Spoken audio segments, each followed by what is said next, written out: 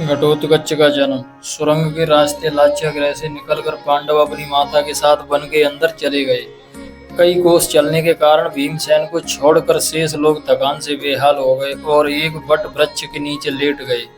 माता कुंती प्यास से व्याकुल थी, इसलिए भीमसेन किसी जलाशय या सरोवर की खोज में चले गए।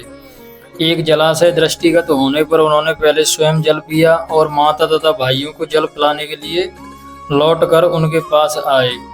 वे सभी थकान के कारण गहरी निद्रा में निमग्न हो चुके थे, अतः भीम वहां पर पहरा देने लगे।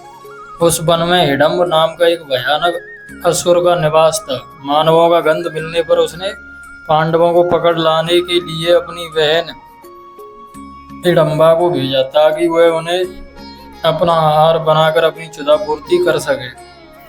वहां पर पहुंचने पर हिडम्बा ने भीमसेन को पहरा देते हुए देखा और उनके सुंदर मुखारबिंद तथा बलिष्ठ शरीर को देखकर उन पर आसक्त हो गई। उसने अपनी राक्षसी माया से एक अपूर्व लावण्यमयी सुंदरी का रूप बना लिया और भीमसेन के पास जा पहुंची। भीमसेन ने उससे पूछा, हे सुंदरी, तुम कौन हो और रात्रि में इस भयानक वन में अकेली क्यों घूम रही हो?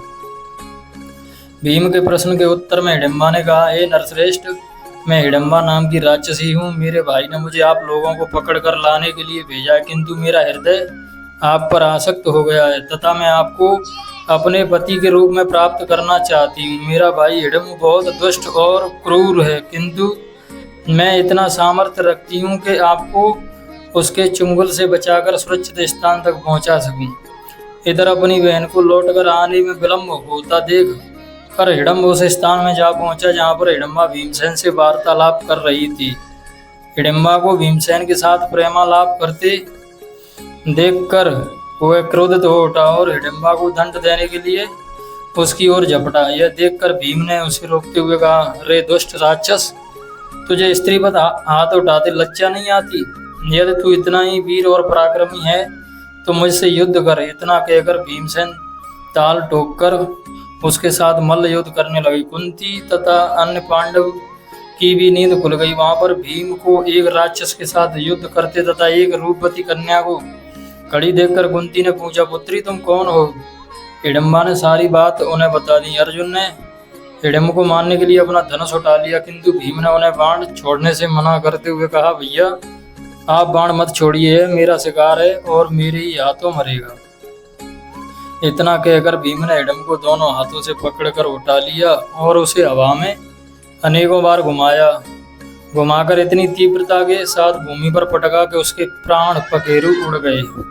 हिडम्ब के मरने पर वे लोग वहां से प्रस्थान की तैयारी करने लगे।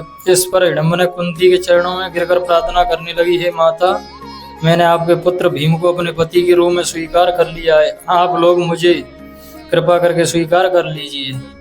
यदि आप लोग मुझे स्वीकार नहीं किया तो मैं इसी क्षण अपने प्राणों का त्याग कर दूंगी। हिडम्बा के हृदय में भीम के प्रति प्रबल प्रेम की भावना देखकर युधिष्ठिर बोले, हिडम्बे, मैं तुम्हें अपने भाई को सौंपता हूँ, किंतु यह केवल दिन में तुम्हारे साथ रहा करेगा और रात्रि को हम लोगों के साथ रहा करेगा। हिडम्बा इसके लिए तैयार हो गई और भीमसेन के साथ आनंद पूर्वक जीवन व्यतीत करने लगी। 1 वर्ष व्यतीत होने पर हिडम्बा का पुत्र उत्पन्न हुआ। उत्पन्न होते समय उसके सिर पर केश उत्कच न होने के कारण उसका नाम घटोत्कच रखा गया।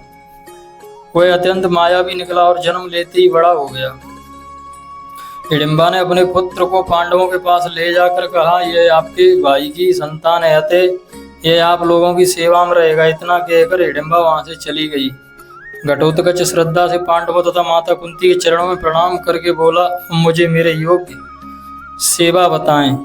उसकी बात सुनकर कुंती बोली, तू मेरे वंश का सबसे बड़ा पुत्र है, समय आने पर तुम्हारी सेवा अवश्य ली जाएगी। इस पर घटोत्कच ने कहा, आप लोग जब भी मुझे स्मरण करेंगे मैं आप लोगों की सेवा में उपस्थित हो जाऊंगा। इतना कहकर घटोत्कच उत्तराखंड की ओर चला गया।